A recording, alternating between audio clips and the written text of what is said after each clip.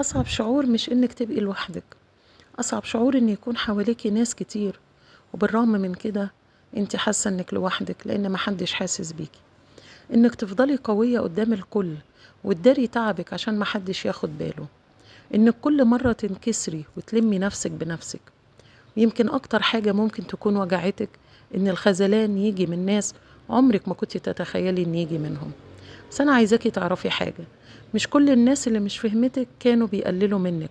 ومش كل اللي سابوا أثر وجع في قلبِك كانوا دول نهاية الحكاية. في أيام هتحسي إنِّك تايهة، وإن ما حدش شايف حجم الوجع اللي جواكِ،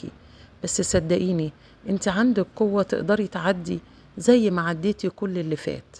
ولو ما حدش قال لِك أنا فخور بيكِ عشان أنتِ لسه بتحاولي، أنا جاية النهارده عشان أقول لِك أنا فخورة بيكِ، وخليكِ لطيفة على قلبِك وعلى نفسِك،